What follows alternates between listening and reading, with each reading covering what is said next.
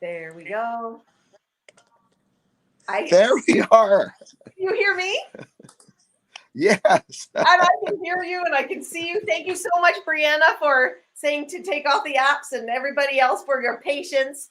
And thank you, Doug, for joining us today. Great to be with you. And everyone, I just wanted to say that we're in this really unique time, as everybody knows, in that we have been forced or not to step away from our regular routines.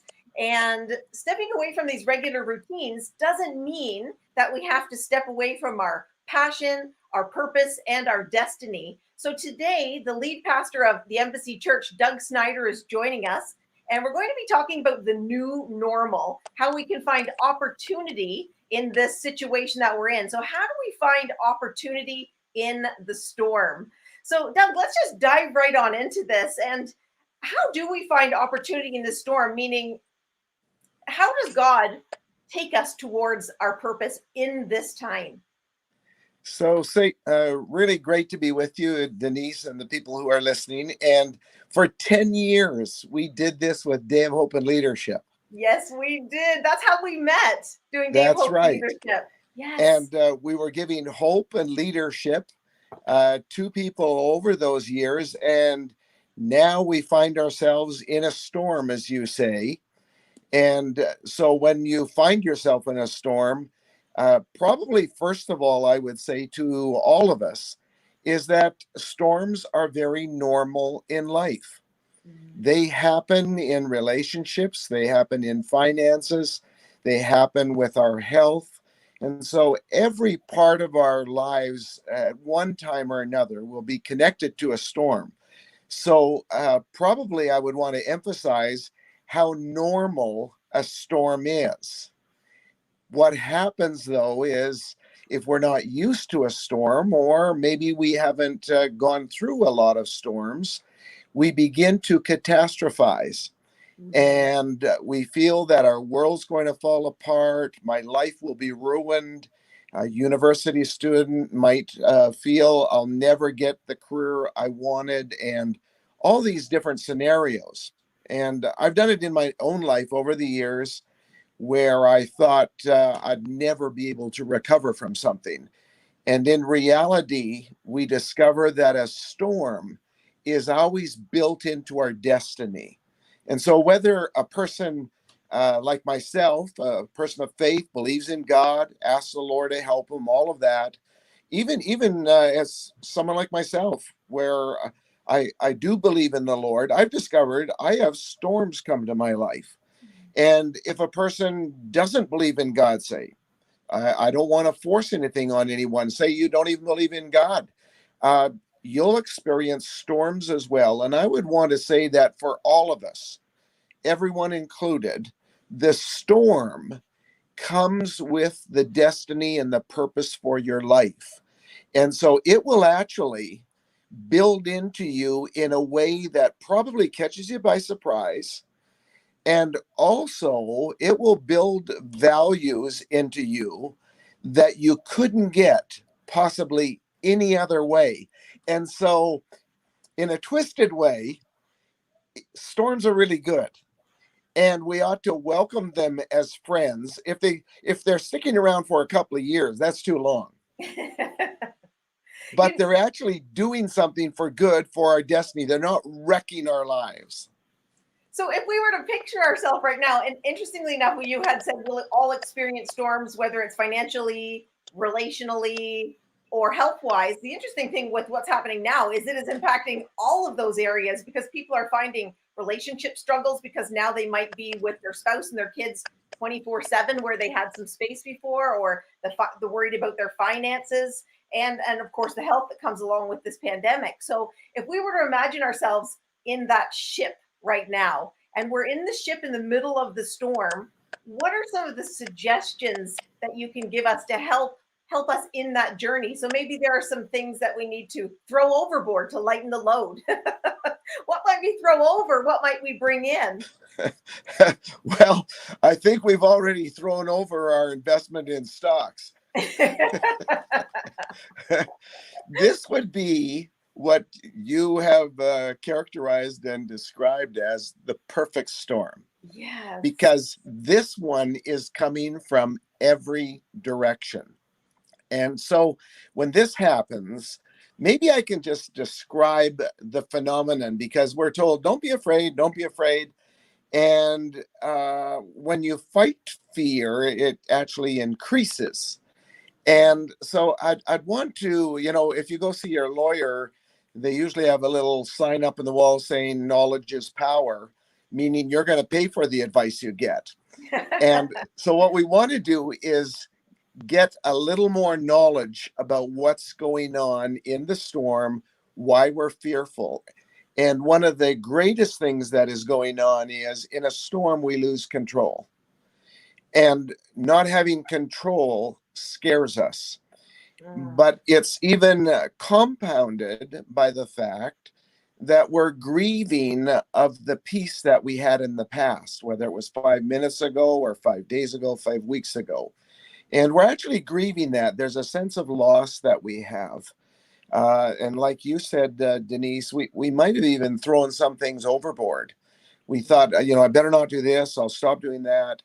And so we're grieving loss already. Then, because, we watch the news, we listen to people, and we're getting all of these directives. And usually the more policies and directives we get, the more it freaks us out, puts us on edge. And so we have a grief about the future too, and it's called anticipatory grief. We're anticipating how bad this thing could actually get. And so in anticipating how bad it'll get, it causes us to grieve. We again think, I'm just going to lose more. And so we're getting a sense of loss on our past, or the back end and the front. And my advice, when you're in the storm and maybe your rudders are getting wobbly, your sail has been torn, and I'm speaking figuratively now, and you just think, this is tearing me apart, it's to come into the moment. And what I mean by that is, right now. See, I'm in the storm with you, and you and I are in the storm with the people who are on this webinar. But in the moment, right now, I'm really having a good time. This I is, like to say, when I teach people how to stop what if thinking, this is right in alignment with what I say, because I say, instead of asking yourself what if, so we say, what if this happens? What if that happens? And I'm talking about the negative things we imagine. Ask yourself what is. So bringing yourself into this moment, what is happening right now? Right now, we're all together with the attendees, you and I. And like you said, we're having a nice time right now. It's okay. it's perfect when you say that. It's what is. Yes. And it's like the post-it note. You don't want a note to say something that was yesterday, because that's too late. I already missed that appointment. The future, I'm just not going to waste my energy on that. But this call right now, this is really good. I'm enjoying myself. I feel comfortable. I'm with people. We discover we're in the same boat. We're together. And that gives me the warm fuzzies. And it's real. I never like trying to paint a picture that maybe is superficial, or it's not really true. But this is true. You are there. The attendees are here. We're together. And I'm living, breathing, we're laughing, talking about things, and we discover that the storm will have an expiry date. I don't know exactly when. I'm not that, my pay grade doesn't go up that high. But in actual fact, today, right now, is a good time. So, Doug, what would your suggestions be for people so that during the storm, they are shaped in this defining moment rather than crumpled in this defining moment? Because it really is a defining moment right now where we have the opportunity to grow and to shine. So are there some different things we can do, some different ways we can think? What would you suggest to help us? I like what you said in the two words defining moment. They're moments that are defining. In other words, they focus us in. World War II, Winston Churchill was defining the way that things would be when he gave his speech. They're defining moments. We're able to almost like we forget about everything else, and this is all we see. In a defining moment in the course of a storm, I would want to suggest something. And again, because I believe in God, and whether someone does or doesn't, I'm just sharing my experience here. I believe in God. And one of the things that I've been caring for a couple of months now is that we would be coming into a time of rest. And I didn't know what it meant. And oftentimes we'll have a sense of something, but not be able to interpret it well until it happens. And then when all of this COVID-19 happened and the consequences of this, I realized that my posture was to be one of rest. Why is that so important?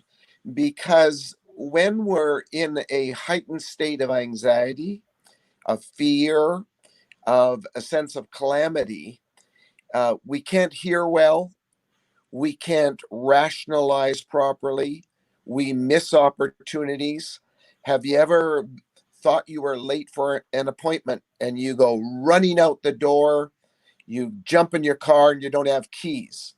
And then you realize you have one shoe on, and all of this thing happening. And One it's shoe and one because, slipper. yes, or no shoes, even worse.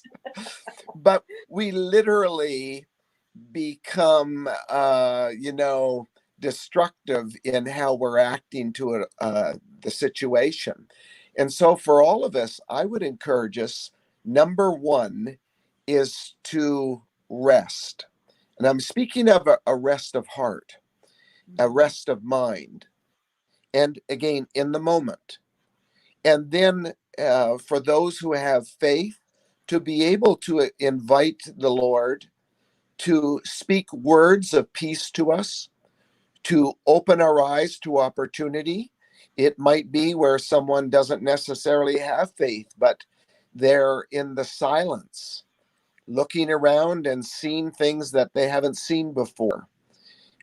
You might feel a prompting, some kind of an intuition of, I feel like I want to phone my mom today or my friend, and you make a phone call and it becomes very engaging, and things are said and you think, I remember when I made this call and it just totally killed that fear, and courage like metal was poured down my backbone. Something happened to me. These are defining moments, and it's why I would say this: don't waste it. Don't waste this moment. Sometime in the future, we're going to get back to what we call a normal of kind. But if we can grab a hold of the things that this opportunity and this calamity has brought us into, all of us, we will always be better people when we come out of it, and we can carry these things for life. This is something I heard on a podcast, and I've mentioned this a couple of times during my webinars recently because I really thought it was profound. If we could change our mindset from this is happening to us but change it to this is happening for us. And we could say, if this was happening for us, what good could I be taking out of this situation right now? I like that because it literally, it's not semantics. That's not just playing with words. The one sets us up for I'm a victim, or we're all victims. The other is literally there's something that's here for us. I'm learning on another level how to receive help from people and to give help to people, to be able to have a sense of, probably the biggest thing that I would be aware of that people are sensing is, including myself, is with all of my efforts, I can't change what's going on right now. I was thinking today about Alcoholics Anonymous and how you, if a person has ever been, I've never been, but I wish I would have, because I've heard great stories. And one of them, of course, is this: to be able to differentiate between what you can change and the courage to do it, and then the serenity for what you can't change. And right now, I have so many things I can't change. They're Yes. just going on all around me, in the world, down the block, across the ocean. And I'm just not big enough for that. And I don't mind asking the Lord to help me. And I don't mind having a sense of peace about that.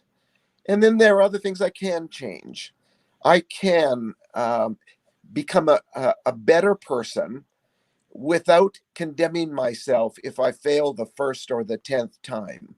I'll just keep on, knocking at this thing. And by tomorrow, the next day, I will be on my little journey of, you will find that Doug Schnieder is a better person.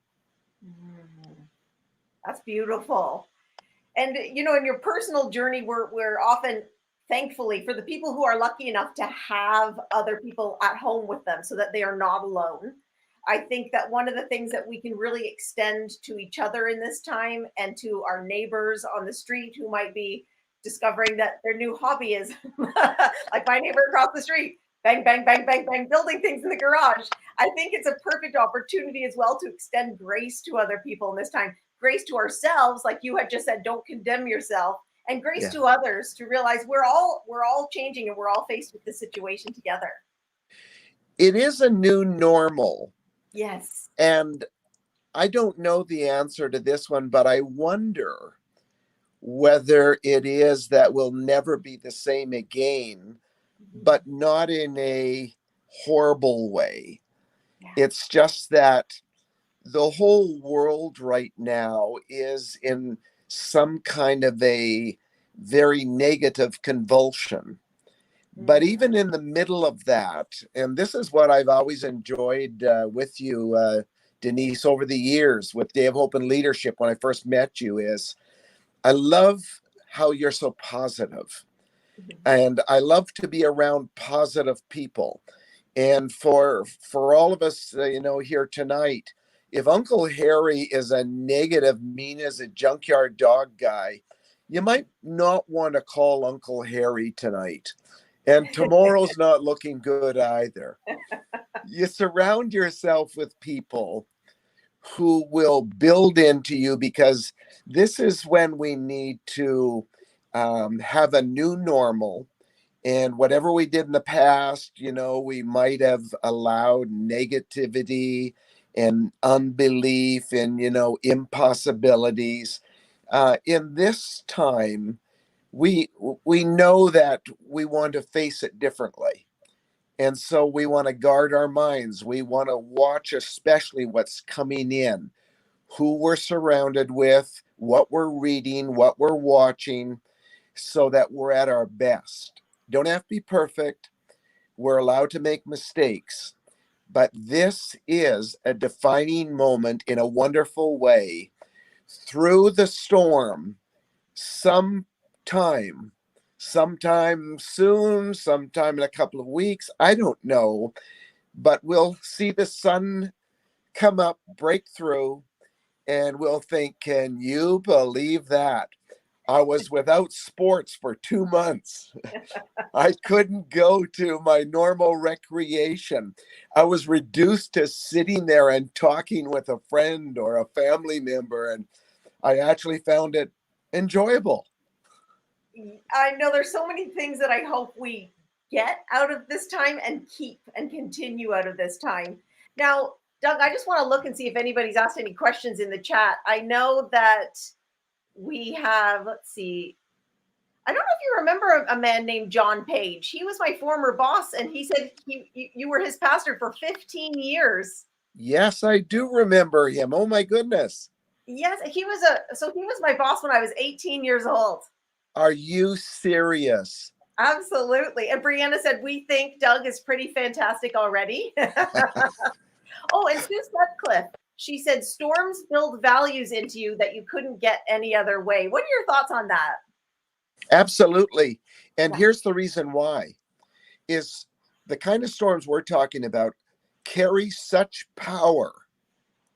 Like tornadoes, you'll find where a tornado, I've seen pictures of this, where a tornado has gone through a field and taken a piece of straw and actually pierced through a little bit of metal and wood that normally it wouldn't go through, but because of the force, it actually drove it right in.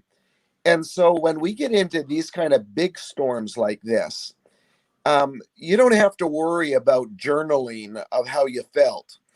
It's been journaled in your brain, right side, left side, in your heart, in your mind. And so to be able to catch the force of it and keep it good, this is an amazing opportunity. And that's why, I say, don't waste it. Don't waste it, because there are sometimes for some of us, we've gone through things in the past. We know this to be true. And there are all sorts of things: bankruptcy, relationships, health. Maybe someone's gone through cancer before. And they have in their mind now, because of what they've been through back then, I beat that. And I'm going to beat this too. And so you get a little bit of a history of being a champion. You get a little bit of a history of, by the grace of God, I got through those things. And I actually have lived long enough now to realize what might have been meant for bad actually has turned out so good for me. And I wouldn't wish it on anybody, but it literally is showing good fruit in my life now. You know what? That is beautiful. And I think that's why, in part, when this pandemic, like in the middle of it, I feel so much peace and really calm in all of this. And I think it has a lot to do with the previous storms that I was allowed to go through before. So I had a lot of obstacles, and I can look back and say, I made it through that and that and that and that. So if those things were to happen again, I know that I can make it through these things. So I do have a question for you. Somebody's asking, can you please give some techniques on how to detach from all the news and other people's worry? There's so many opinions going on there, isn't there? A lot of people will put their opinion in. And I am a pastor, but this would have come to me anyway. And it's the principle of the monk. There are some monks that perpetually live in the monastery, and they have vows of silence and that sort of thing. And then there are other monks who are allowed to mingle normally in society, but they will at different times sequester themselves, and for a day, 3 days, a week, and they will simply separate themselves from the norm. And so you don't have to go to a monastery or a church building or something like that, but to be able to find blocks or sections of time in your day where you can be alone. There's something that happens, and I honestly think neurologically and physiologically, our whole being detoxes when we have quiet, television off, and we just go to another part of the house and we have some quiet time. I'm not a big believer in emptying my head. Right. I don't want to empty it. I just want to fill it with good thoughts. And so I will even at times visualize sunshine. I'll think of some favorite verses in the Bible. If I can't remember the whole verse, I'll just remember something about God loves me. And I'll come back to basics, and I'll just ponder. I'll meditate. I'll have a time of reflection. And so I'm a believer in giving your being, it's like fasting the pollution of noise and distractions that we would normally have. And instead of fasting food, we're separating ourselves a little bit. Let me mention this as well, Denise. Farmers, to get good crops, especially years ago, would have what they'd call fallow ground. And that meant that they had farmed that particular acreage for 1 or 3 or 4 years. And then they knew that the nutrients were out of the soil. And it's interesting how almost everything in life, if you will leave it alone and give it some space and quiet, it will renew itself. And so the farmers would have fallow ground, and for a year or two, they wouldn't plant anything in it. And then they would go back to that field and plant, and all of the nutrients and the minerals were back in the ground there. And this is how I see it right now, probably, especially for myself, is I'm not trying to get everything done that I got behind on a year ago. I'm really wanting to use this time to have quiet, to be able to have a sense of renewal, refurbishment, and to be rebuilt again, so that when the horses are out of the barn, I'll be able to run and kick with the best of them. I love it. Well, it's 7:29, and Doug, I really appreciate your time with us today. And one of the things that I started to do, which was based on your recommendation, Doug, I thought during this time, I finally want to get through this book by Rick Warren, Purpose Driven Life. What on earth am I here for? And for those of you who are watching, this would be a great journal for you during your, not a journal, but something to go through during your quiet time, where it helps you to discover your God-given purpose. And with 40 days, if we're going to be in self-isolation or quarantine for 40 days, I mean, what a beautiful way to use that time wisely, like you say, and don't waste the opportunity. I love that book. The fact that you would have that's just amazing. You know what I'd love to do, if I could, for 30 seconds, whatever Yes, you would say, is I would love to pray please do. for everybody. That I can't do anything on a webinar, beyond what we've done here, but I'll just quickly pray so that we can bless everybody. No one has to miss the blessing of this prayer. And so, Father, we just ask that for all of the attendees right now, that all of us would just have peace rest on us like a blanket, and that there would be nothing missing and nothing broken in our lives, in our mind and our hearts. And it's a big prayer we ask, Lord, because we're saying that we wouldn't have any missing places and nothing would be broken. Fill it up with yourself. Bring the right things to us so that other people can even be a supply for us in this way, and for the way that Denise is and helping others with so many lessons you've given to her. And so we just ask that all of us would find that this week would have so many surprises and would be a blessed week. And especially in reading that great book of Rick Warren's, we pray in your name. Yes. Yes, and amen. Thank you so much, Doug. We really appreciate you. And I hope everyone had a really peaceful and restful time with us today, and that this nourished your mind and your spirits. And we love you so much. Even for people that I have never met who are watching, I tell you, I love you.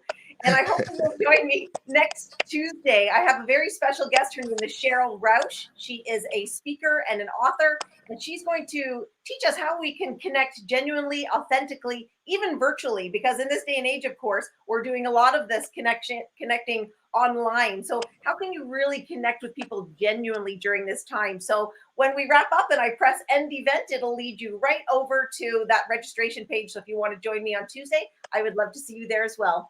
Thank you again, Doug. Thank you, Denise. You're amazing. You're awesome. Have a good night. You too. Bye. Bye-bye.